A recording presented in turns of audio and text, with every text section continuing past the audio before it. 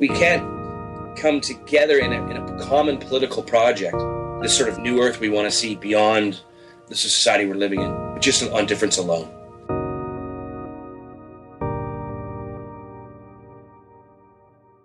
Welcome to Infinite Conversations, a podcast about art and life.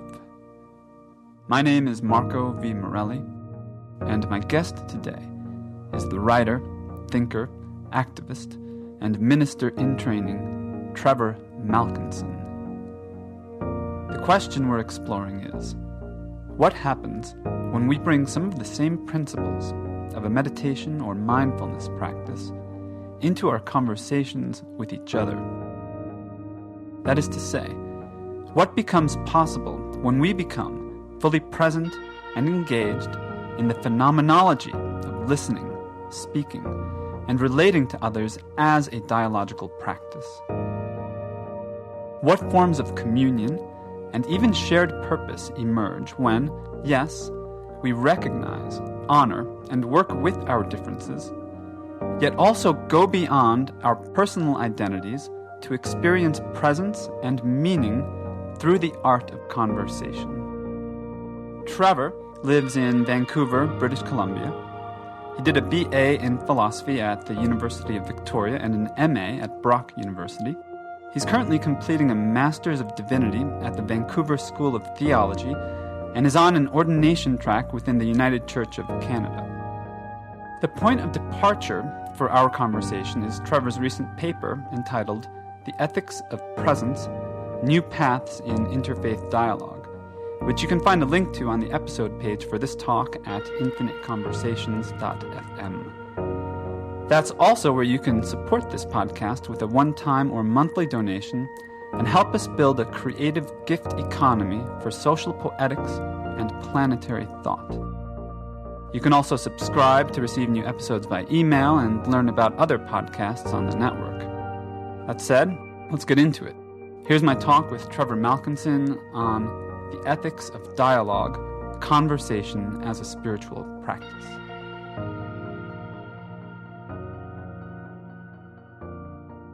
I wanted to begin with a quote. I think it's a quote from you, but it's basically in the middle of a couple of other quotes that you're giving from other writers. I want to propose this quote as sort of the guiding inquiry to our conversation. But this is the quote. You ask, what would happen if we did our deepest spiritual practice with one another? If we drew off our own practices of prayer and meditation and met each other with an open heart of love, what would our relationship to the other be then? So, first I want to welcome you, Brother Trevor, to this podcast. I should let people know the name of the show is Infinite Conversations. And I'm basically just talking to friends. And so we're Facebook friends, but we're also real life friends. And, we basically, I think, met through Beams and Struts, where you were a writer and an editor and a founder. And that project was one of the inspirations for me to be doing this project that I'm doing now called A Theory of Everybody, which includes this podcast. And so on Facebook, you posted this paper that you had written, which was a term paper for a class in your School of Ministry, grad school. And the class was called Encountering the Other. Mm-hmm. And the paper is called The Ethics of Presence, New Paths in Interfaith Dialogue. And you made a few comments, I think, when you posted the paper, but basically you were referencing this kind of conversation that you're having about how we dialogue with one another. And in this paper specifically, you're talking about interfaith dialogue. Right. But what I think you're doing is you're taking a tradition of this kind of practice, this kind of dialogic practice, and you're wanting to bring it into the interfaith discourse, right? Exactly. And so for me, I'm coming to it from a different angle, which is like I want to explore these conversations as almost like creativity or forms of art, like the art of conversation. But it's not just a performance, right? It's like a being present with another person, right? It's being present with, with the spirit that is within and between and amongst us, and like bringing that into the conversation, like relating to that as a core piece of it. So anyway, I saw your paper and I'm like, that I think really relates to what I want to do. And it's sort of like what I've been intuitively moving towards, but I don't have formal experience in the kind of practice that you're talking about here, which you describe as a spirituality of dialogue. Mm-hmm.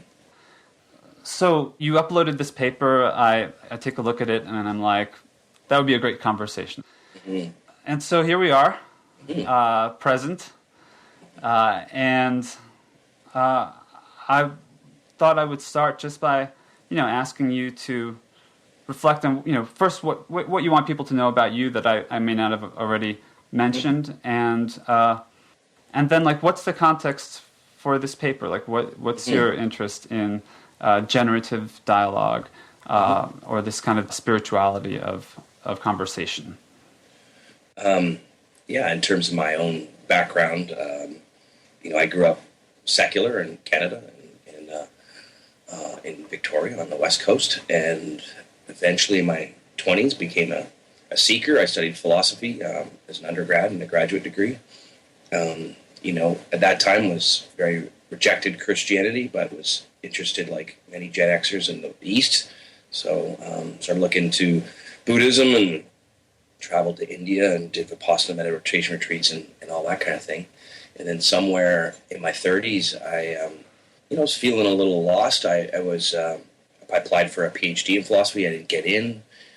That kind of threw me off. I kind of figured that's where my direction was going. And I ended up going to a church service. Just thought, hey, I like God. They like God in there. And it was one Sunday and had a very powerful emotional experience. But it was a Baptist church. I wasn't quite into the theology. And it was a bit literalist for me, and so I asked around, and someone said, well, there's this great guy doing stuff at 16th and Burrard in Vancouver. That turns out it was Bruce Sanguin, and Reverend Bruce Sanguin, he was doing something very interesting. He was also integrally informed, and he'd already trained in spiral dynamics by the time I'd got to his church. So that thing started to unfold there for me in listening to him preach every weekend, and eventually I felt the call to go into ministry, and that's where I've been for the last 5 years at the Vancouver School of Theology, doing a Master's in Divinity on an ordination track in the United Church of Canada. So I think one possible line of interest, maybe not only in our call, but maybe for folks that might be listening, is that I did come from the integral world into the Christian world, and I've never been explicit about that fact at seminary, but I think my teachers have quite interested in my work because they can't quite figure it out, right? I mean, it's a very postmodern school in mostly the best way. Vancouver School of Theology, some problems as the postmodern can have, but a very high level of scholarship and some pretty wonderful people. So, I have this very ability to bring sort of back conservative elements. You may say blue mean parts of Christianity that I'm not so offended by, but the postmodern can be quite offended by. Mm-hmm. So that kind of takes us to this paper. Now, so one of the things that they want everybody at the school to do is to learn basically how to be pluralistic, right? So from a postmodern point of view, it's every minister they go through, they want them to be able to come out and be able to recognize difference, to be aware of difference, to know their own social location. So this class, Encountering the Other, is kind of classically, the other is a classically postmodern term, right? I mean, it comes out of Lebanon and, it's used a lot by Lacan and all these great postmodern theorists. So even just the title kind of tips it off. And so what I saw in this class, what was tugging at me was that where interfaith dialogue has kind of got to and where this class was at was a recognition of difference. And I say this at the very start of the paper, but it's not unpacked very long because I only had so much space. But it's got to the fact that I want to be able to have, to see a religious other, so a Muslim, say I'm a Christian, I want to be okay with that. I want to let them be who they are, and just be in front of me, right? Mm-hmm. But my own experience of doing some of this dialogue practice was that that you could there was another level, there was another place to get to, where I think that if we're really going to come together as religious others, we'll come together through communion, through a different, like there's another plateau. I think that's very important, the postmodern recognition of difference. But my sense was that there was another place where we could really, truly love the religious other, because we would feel, we'd feel connected in a sort of a deeper, almost more ontological kind of way. So I looked up, I did lots of Google searches to find out if anybody had applied Bohmian, or this dialogue lineage, which I know we'll talk about, to interfaith dialogue, and it really wasn't there. A few papers mentioned it. They kind of off to the side, like David Bohm has some things to teach, but no one had actually been doing that practice. So I just thought I'd try to initiate that conversation. Mm-hmm. Yeah, I mean, it seems like there are different levels of intimacy that are implied by the different sort of iterations of interfaith dialogue. And you start from this postmodern phase, where we can recognize difference and honor difference and see the other as the other that they are, and that's a big deal in a world that has riven by centuries of religious and other forms of strife. Right? I mean, just being able to be tolerant is a huge deal, right? Absolutely. And then, the way you start the paper is you ask, is recognizing difference enough when it comes to accepting the other? And I thought it was interesting how you kind of built your argument, because you, I think, want to affirm that the recognition is really important, and that the ways that we change, each other are really important. The sort of ways that we come to know each other, what we can learn from speaking with each other, those are important. But you then say that on that foundation, and not without that foundation, not without that foundation, you can go to this different level of intimacy, which you talk about as communion. So you lay out sort of a lineage of this practice of experiencing communion through dialogue, experiencing it through this exchange of ourselves in language and in presence. Why don't you share a bit about that lineage and how you've come to learn about it and how you relate to it? Yeah, so it starts with David Bohm, really, and David Bohm, the physicist. He starts having conversations with across disciplines, and I think this was in the 70s, maybe into the 80s. In particular, he starts having a series of conversations with J. Krishnamurti, the philosopher and spiritual teacher. And through all of that practice, he starts to discern, in his mind anyway, what some things that could happen within dialogue practice that can lead to optimum results. And so he publishes a book in 1996 called On Dialogue. That's a classic. I think it's in its third printing from Routledge. And so that's now, and I was on the campus, our University of Victoria campus in the 90s. I met a group of people who were doing Bohmian dialogue. And so I did some sessions with them, and it was powerful. It was very interesting. That was sort of my first taste. I mean, one of the things that is part of this whole lineage is being okay with silence. And I think this was the first time I'd ever really experienced that. It can be very uncomfortable. When there's silence in the room, you let it be there, within that field of conversation. If you don't have nothing to say, you don't say it. It's very awkward as humans to sit with silence. But that silence allows for the generation, the generativity, right? The Quaker listening practice is very much this. So continuing on, that gets picked up by Bohm's work gets picked up by a group of people at MIT, including in particular Otto Scharmer. And Otto Scharmer starts to work with Francesco Varela, who is he's a biologist. I don't know his full CV, but it's impressive. And they start to work with Bohm, but add additions. They start to bring mindfulness dimensions to it, and they kind of create a little three-stage or three practices they call three practices of becoming aware. That their work becomes very popular in the in the business world. They have books, Theory U, and a book called Presence was written with 4 folks.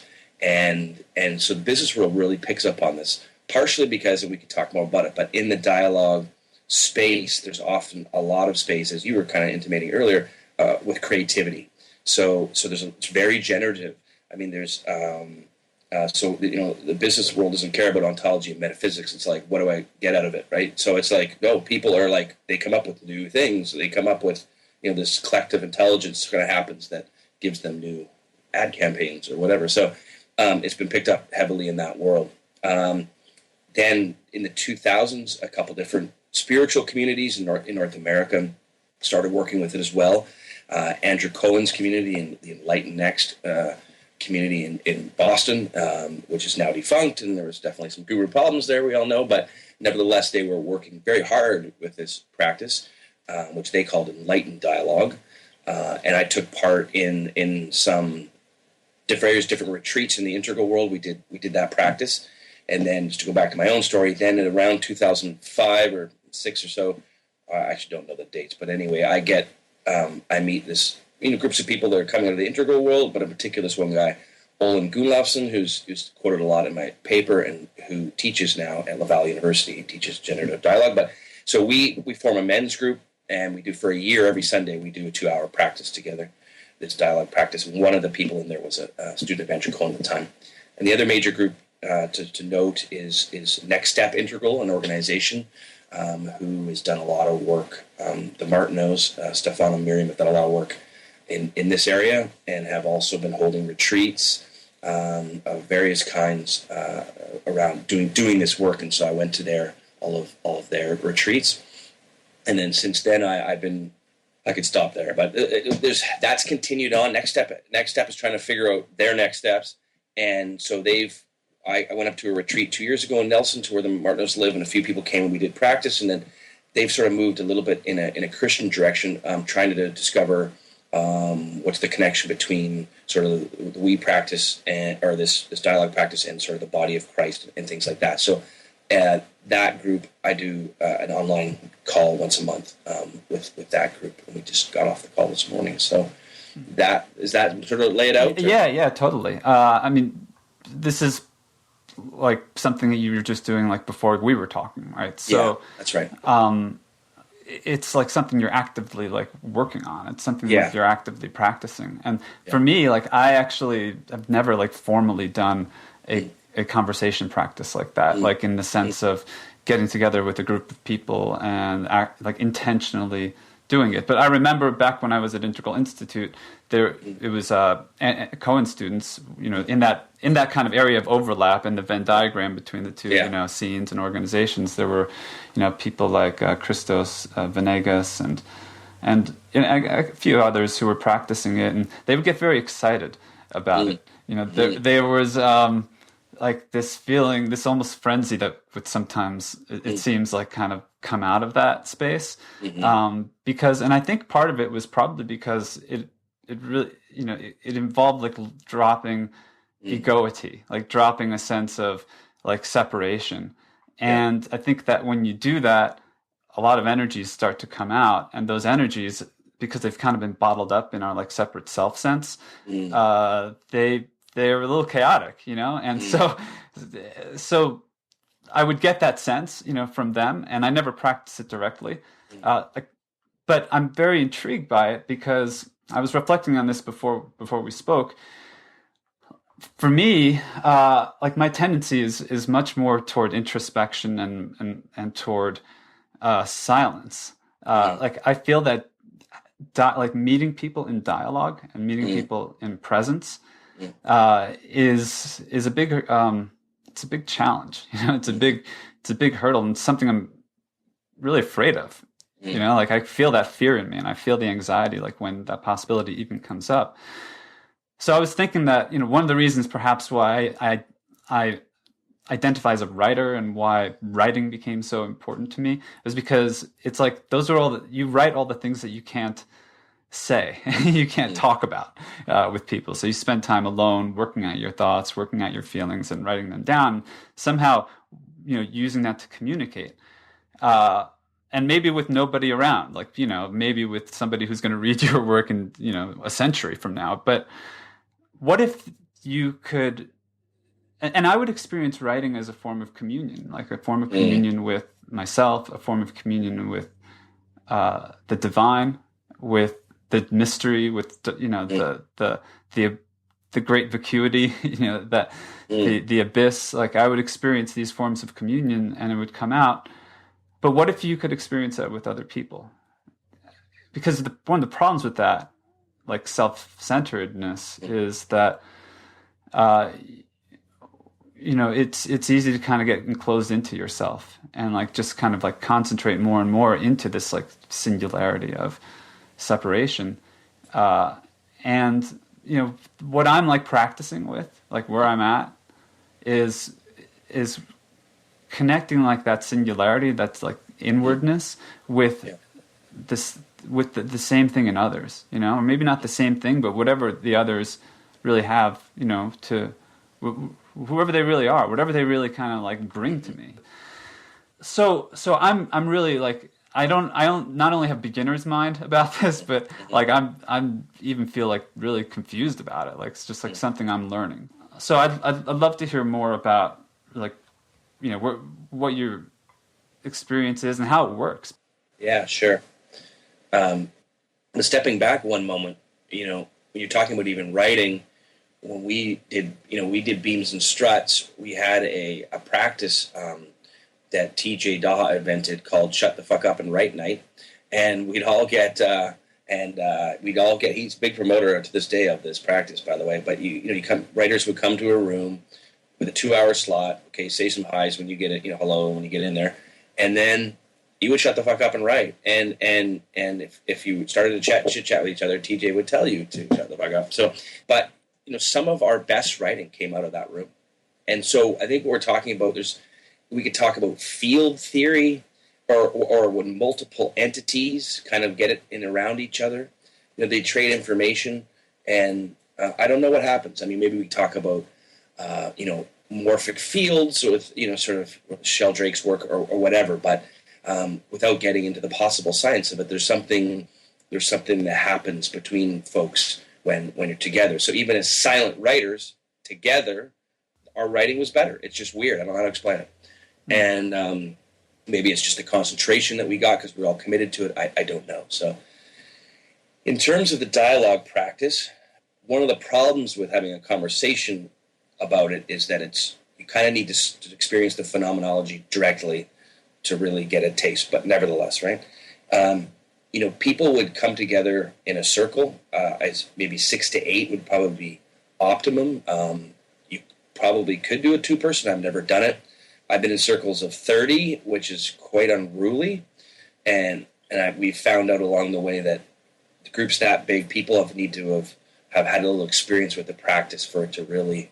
People need to be at the same levels of practice for it to work well. But so here's the three main core practices as sort of, well, it's in the lineage, but let's say outlined by Otto Scharmer and colleagues.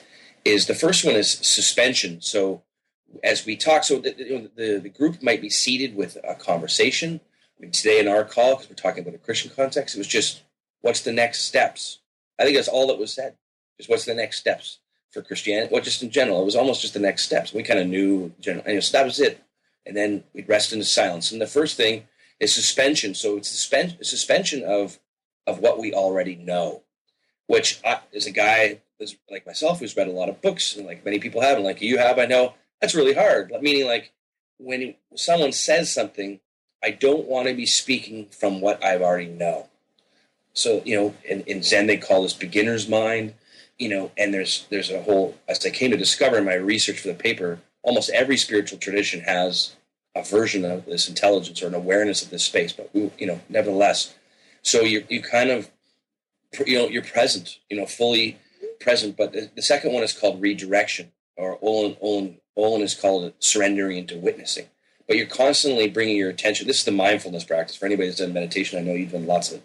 So you're just bringing yourself back to the arising moment. It's a constant. It's just, that's basically just a mindfulness practice. But right here, right now, what's happening in my body, what's arising, and one of the wonderful things about suspension is that we try, in this dialogue practice, you try to listen for what resonates. So we're trying to build off of each other. You start to, not only what resonates, but what is alive right here.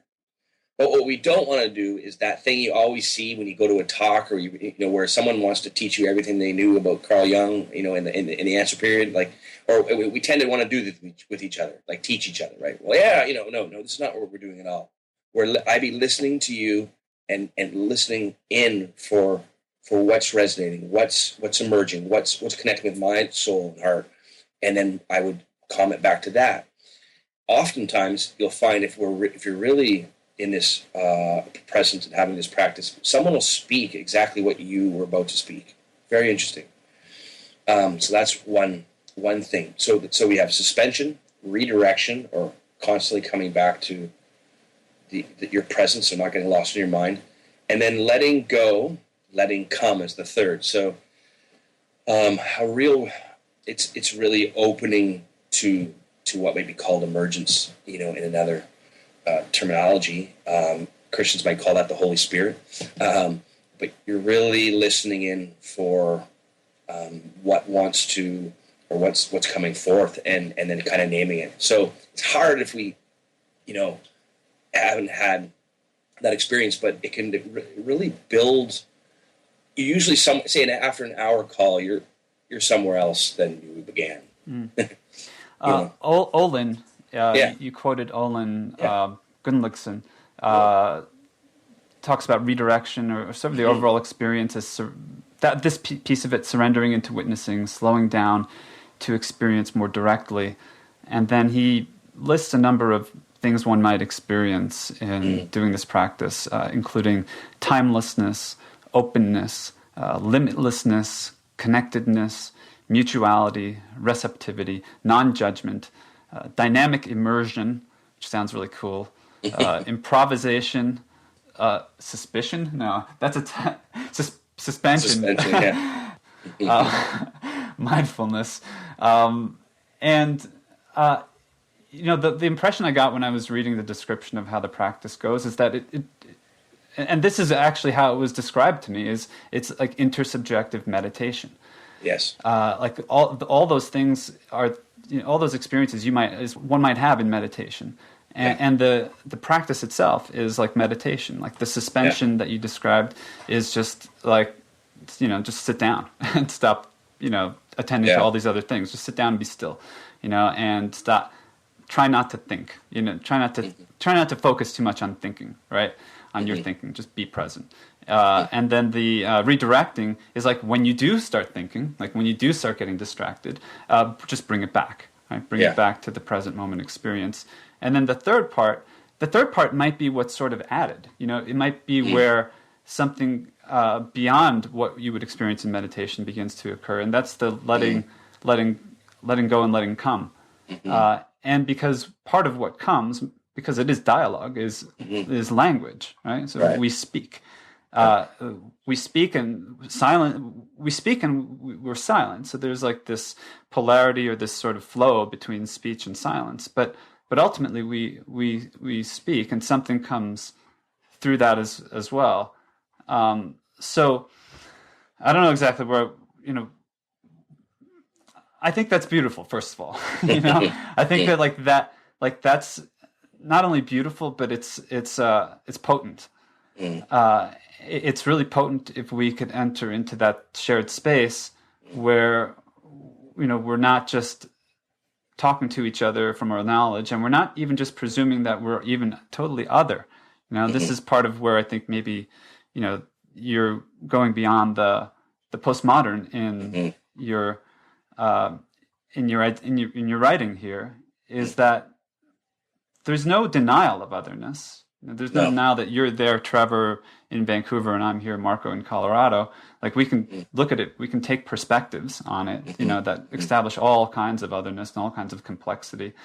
But where I think it wants to go a little deeper than that, and that's to recognize, or to be in this space where we're not other, and to start from there, and that when we start to kind of like just lose that, to come back to it, There's another quote in here I'll share, and it's from Thomas Merton. It's on the second page of your paper.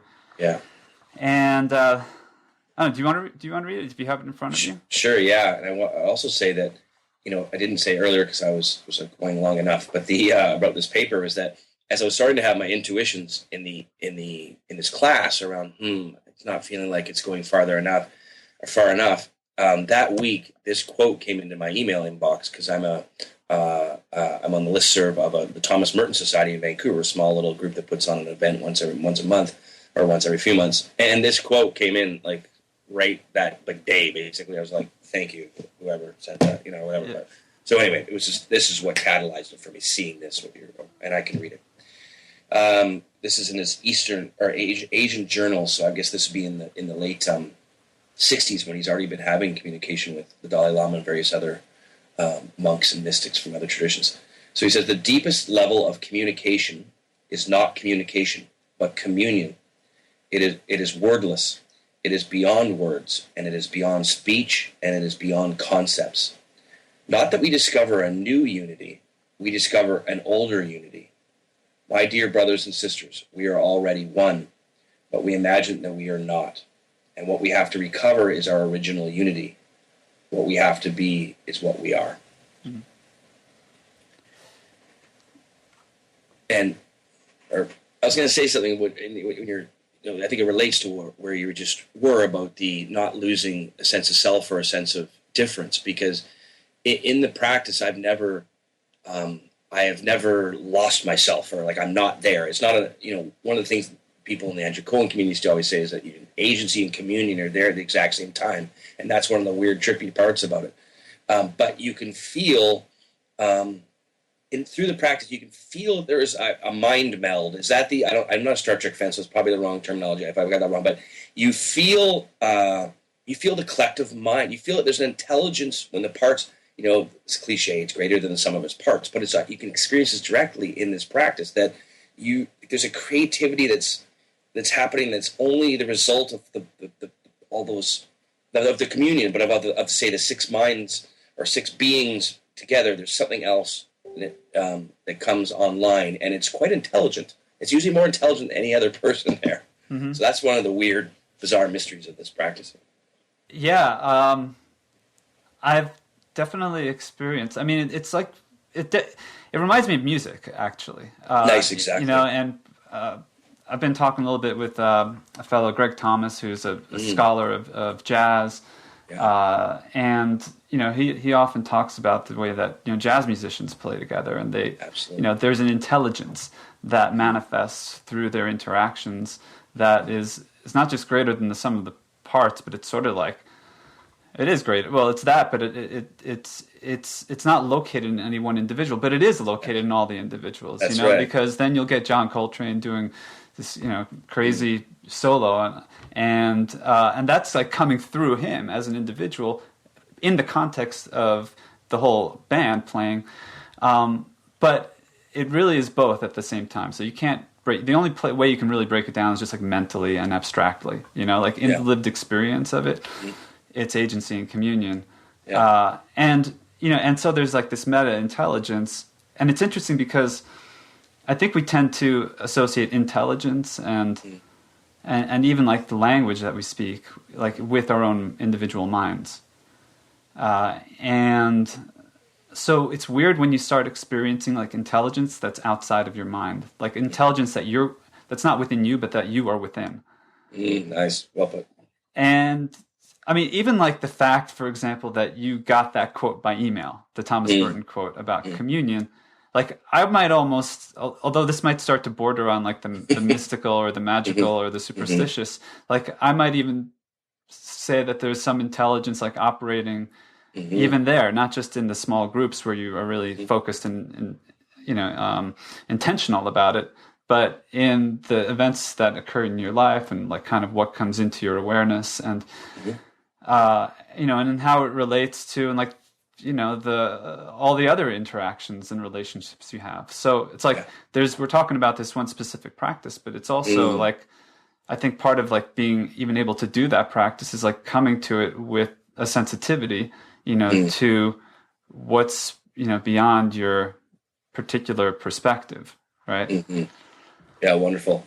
I think that's right. Like you can take it into the awareness of that suspension, because so often I can walk down the street and I'm looking at my shoes and I'm running through my list of what I have to do, but with a different kind of awareness that sort of opens and suspends a little bit as we move through our day, then to use sort of magical language, you get a few more signs, a few more omens, a few more, I should go down there, this is the flaneur, this is the person that walks through the city, and I think it's beautiful. It's a beautiful analogy you make there. It's not probably an analogy. The practice, the more you could probably do this sensitivity, the dialogue practice, the more that you would, I guess, become sensitive sort of to the world around you. It's great. I love that. So like, where do you feel this going? Well, as I say at the end of the paper or whatever, I feel called to it anyway, but I felt like you can't write a paper like this and kind of not do it. Like that's a cop-out. It's a theoretical, like it's fun to do my office. Yay. Like, but that I'd like to convene a group of faith leaders, so interfaith leaders who would want to come together and do this practice, obviously together, maybe even in our garb or whatever would be cool, and so I'll have to find the right folks to do that with. That'll be a little bit of a process. I mean, one thing I don't say in the paper, but it's true, I didn't really want to get into developmental theory in the paper because that's not really open at my school. We don't talk about developmental theory, so I'm not going to introduce that so that I can make this point, but I think that, and I kind of try to make it in my own way at the end, but, I think it's not, this is not for the first timer that someone's just getting into interfaith experience, and this is not going to be the first thing they do. And I mean, so it needs a certain level of development that, to be able to be vulnerable, to be open, to want even to do the communion in this way, right? So I'd have to find a group of people. But what I'm really curious about is I just really want to see an imam and a minister and a rabbi have a communion experience maybe over periods of time. And then how do they start speaking to their communities that they lead? How do they still, what comes out of that for them? How do they talk about the religious other after they've experienced communion? So that would be glorious to see. Another thing that we want to do, and we've started conversation with Olin, this professor there that who's also a friend and a great cat, but we're going to have him train a group of us in the United Church of Canada. So we're all ministers, but kind of young, and doesn't have to be young, but and he's going to train us in how to lead these generative dialogue sessions. I've taken part in them, but I don't know how I would how it's best the best conditions for if I brought in say people in a congregation together and when I want to lead this practice. So we're going to get a little grant money hopefully from the church, and then we're going to train a small group who then start to do this. But I think what's interesting, I also notice, is that in the Gospels, Paul famously talks about that we're to become the body of Christ. That as a church and as a we're supposed to, we want to be a sort of a new creation together. To show the world what's possible. And yet churches are almost never that way. For 2,000 years, I mean, it's just humans being humans, and it's a disaster often. But this is a practice where you can actually experience that. And okay, so is mutual prayer, and there's other things. It's not just alone, but I think it would be very interesting to see what would happen when I literally felt that greater thing, that greater mind you were just talking about, or that greater intelligence, and I was really in a field with you. Maybe I don't know. Again, these are all unknown, but maybe this would be a way to start to bring forth a bit more of that body of Christ that Paul talked about.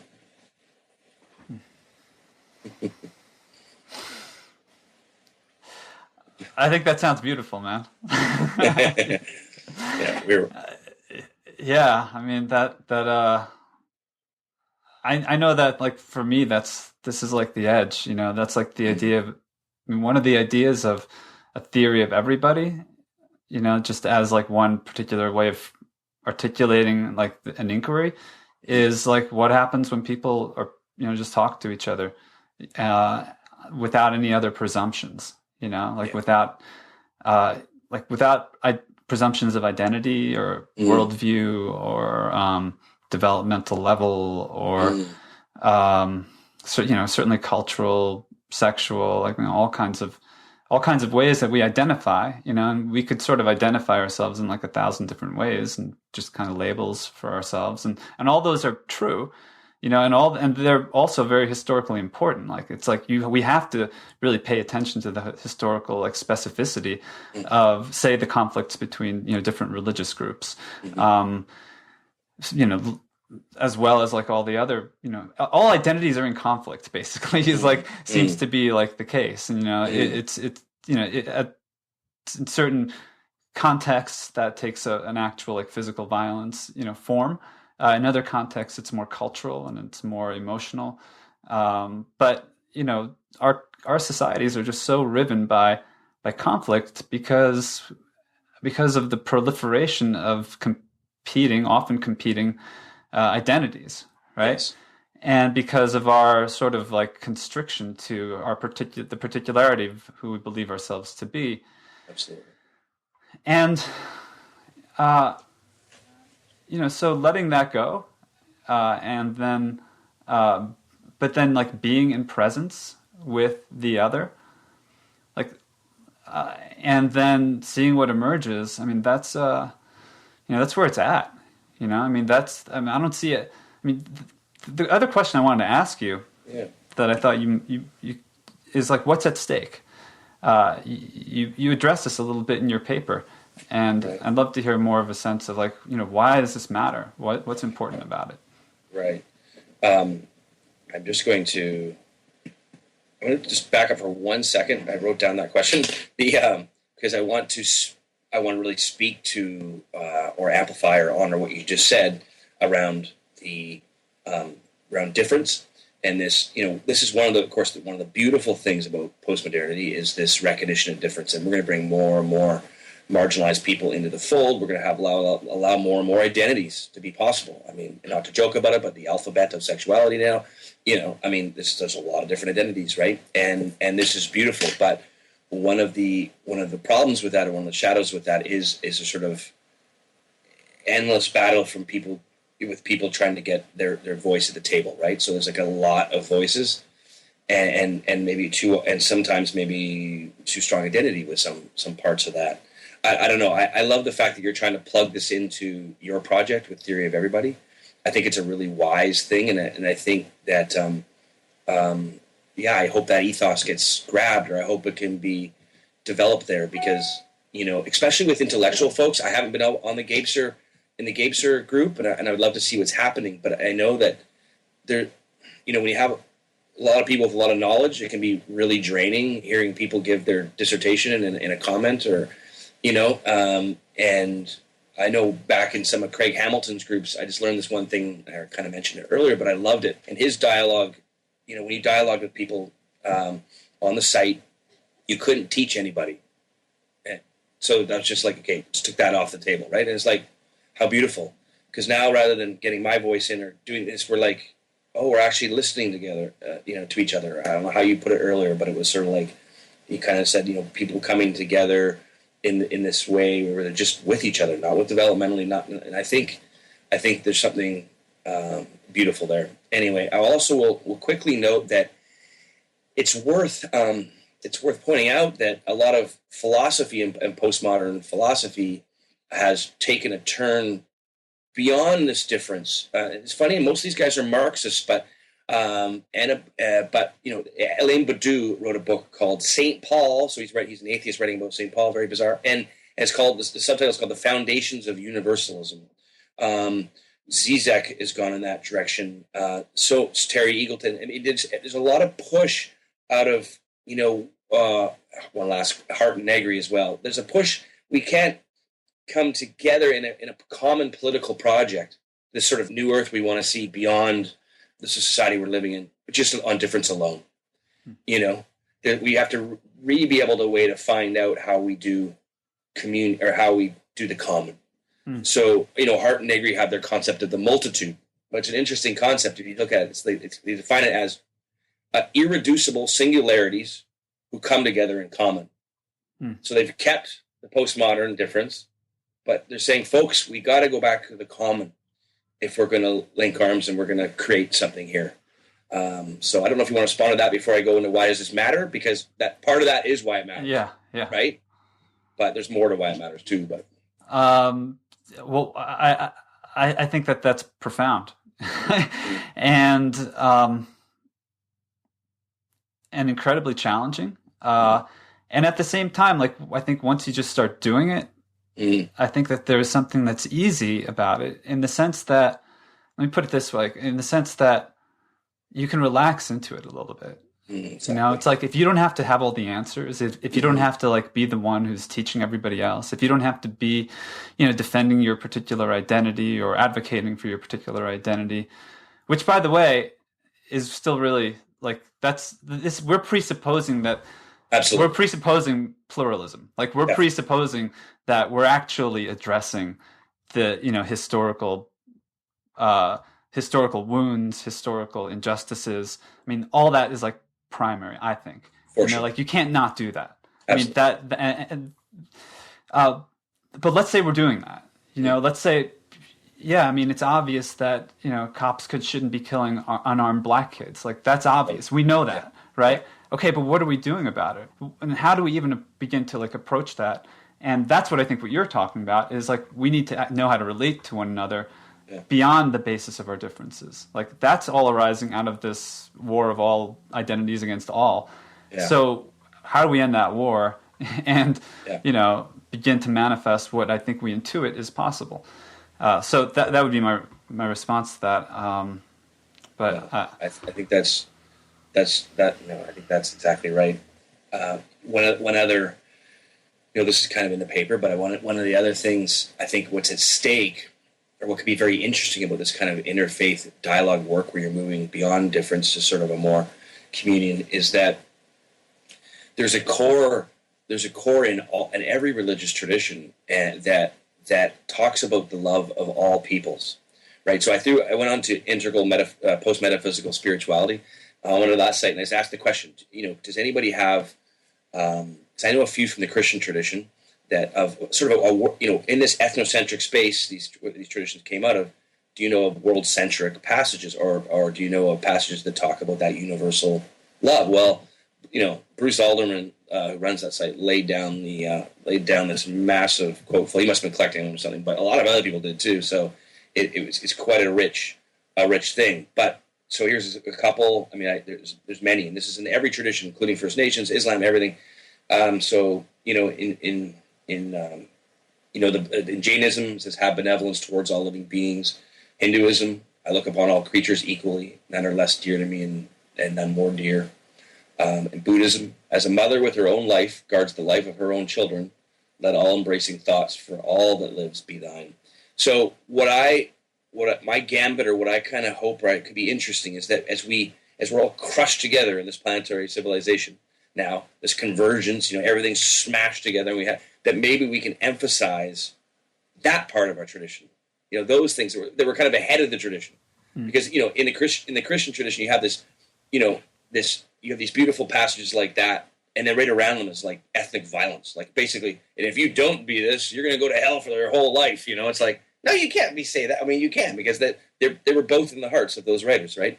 But this other beautiful universal thing was emerging too, and it's in every single tradition. And so, what if we kind of focused on that part of our traditions and came together under these different statements that are in every one of our faiths? And I don't know, and I think that could be a very powerful force. Whoever combined, whatever groups combined, could be towards moving towards a more harmonious planetary civilization. And I think religions can actually, rather than the fundamentalist reaction we're so saddled with, can actually be a leader, be leaders together in calling forth the nugget that exists within every one of them. So, that's really cool. of course, I wish you so much, success and so many blessings in that work. And, I want to see it expand, I want to see it, I want to kind of be doing it all the time, actually, Yeah. I mean, that's, on the one hand, it's a practice that we could do intentionally. You get people together in a circle and you decide that you're going to enter into the space together. Like you do it deliberately, intentionally. You have some structure for it. You have some rules for it. So it's an action, right? And on the other hand, like the sensibility, I think, with which you would even do that thing is you could take it really into your whole life and into all of your interactions with everybody. I mean, you could take with your pets, with a tree, with like there's always this, I think, opportunity to be in dialogue, to be listening and speaking and feeling and being present with the others who are around you and who are reflecting you, and vice versa. So I think that, but to bring it back to like specificity, like to bring it back to like things that you can kind of like put into practice. You mentioned that you do this with others, both in person, but also through like Google Hangouts, right? And so one of like the little contextual things for me is that we've been doing as part of this reading of Gebser, The Ever-Present Origin, we've been doing Hangouts. And so last 4 weeks, not including this week, this is a break week, but we've been getting together twice a week. And there's usually a group of 6 to 8 people on a Hangout. And, we're talking about a book. So it's intellectual. Like that's just the nature of what we're doing. For sure.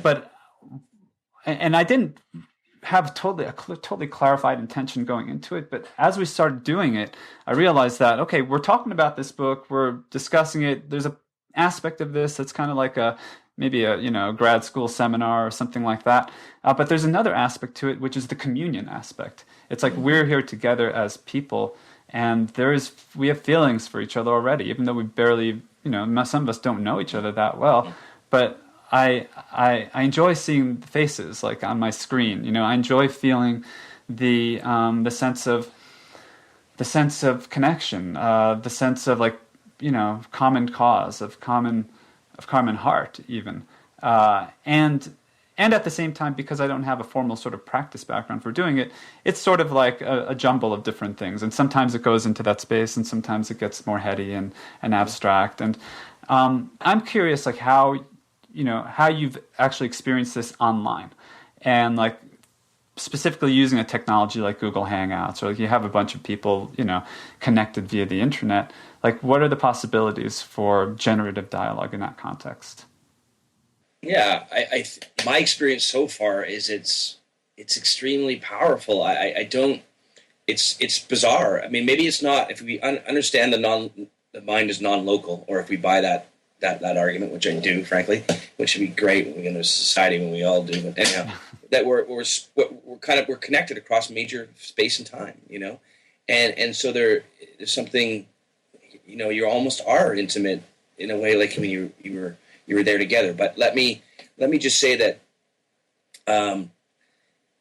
it's in something which, like you describe, and I love that too. That I think you said the camaraderie, the common cause, but there's also something just bizarrely interesting about people on a screen in front of you from different parts of the world.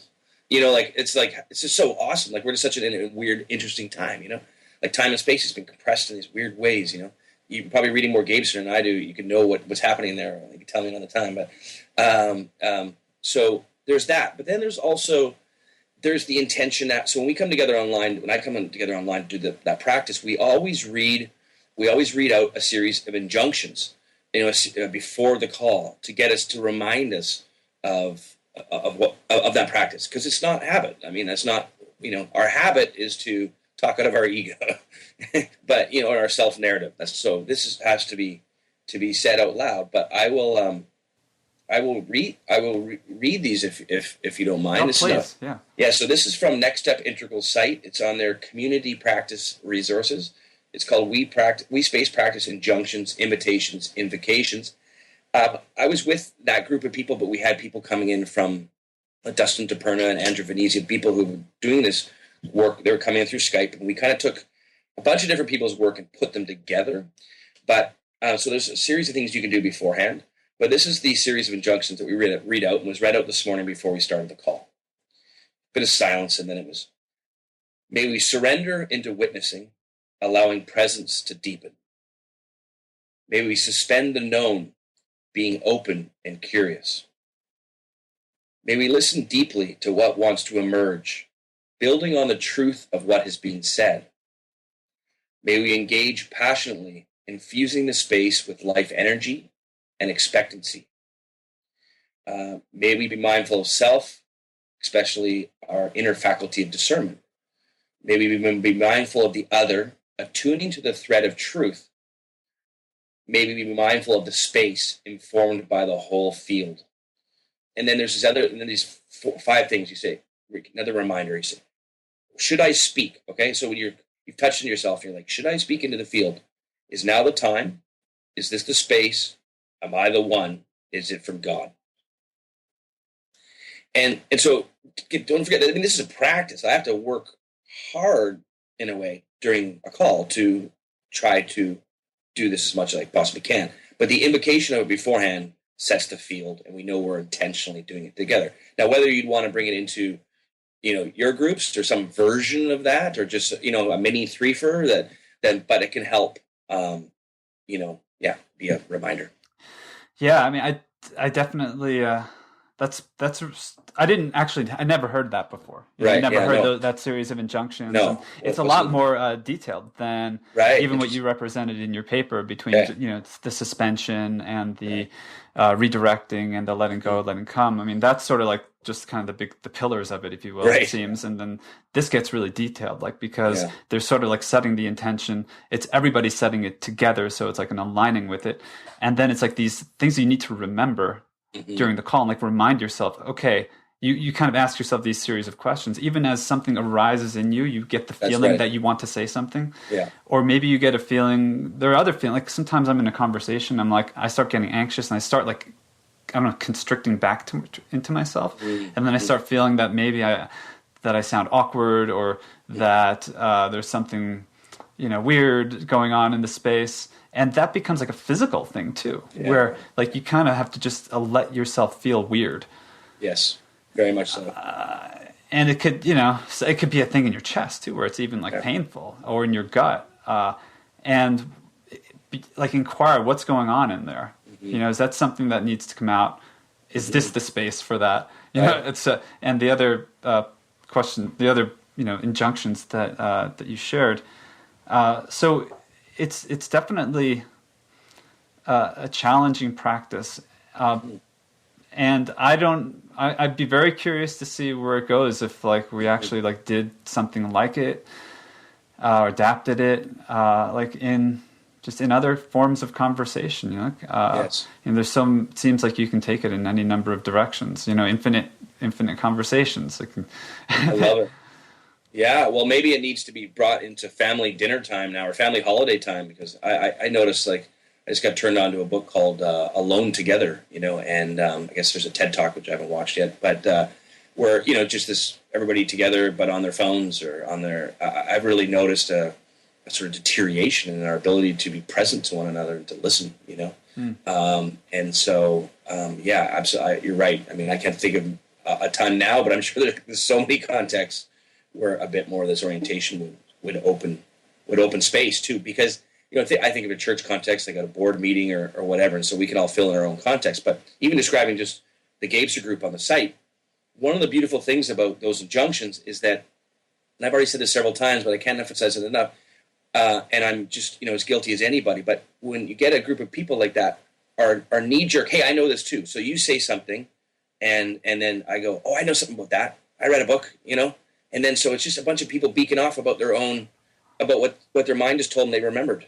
rather than a building in the real time of something new, a new castle together, right? Yeah. And I think and that's what we want to get to, is that new castle, and it can be and it's also spiritually beautiful. Like you're already feeling it in the call. You're saying you're connecting to these folks. And I know in your David Foster Wallace group, you're saying you felt very connected to people that way too. So, but yeah, I find once we do the suspension and we're actually listening, it's really beautiful. It's heartwarming. I feel connected to people. I guess this is the whole point. That's that communion thing, you know.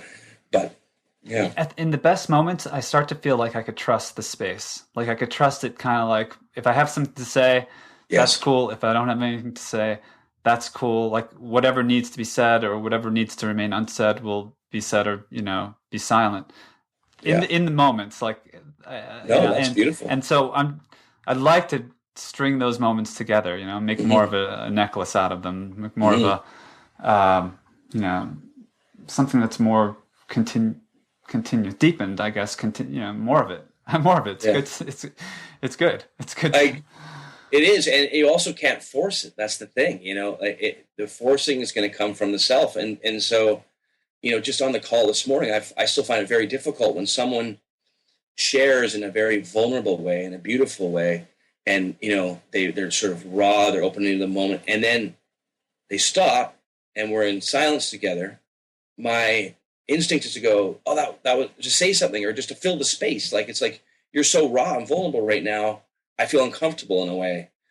So I'll just say something, but you don't. And it even feels bad to leave someone hanging, but it's not, because the space, you trust the space and it starts to do its own thing, and so that's part of what I've learned as well. You can't try to be profound. that's death, like you just simply, you let go and let come. And what Olin said to me last time, he's got a new term for the middle there. He's adding a term between let go and let come, and I can't remember, but it's like, I want to say it's like let yourself be restful or something. It's like that he found that Bohemian dialogue was a bit, you felt almost anxious for the letting come. Like, please let me say something that's profound. But it's like, no, just, as you say, trust the space. Just sit there. Sit in that. And shit emerges. It's amazing. Infinite Conversations is a project of A Theory of Everybody, a platform for social poetics and planetary thought.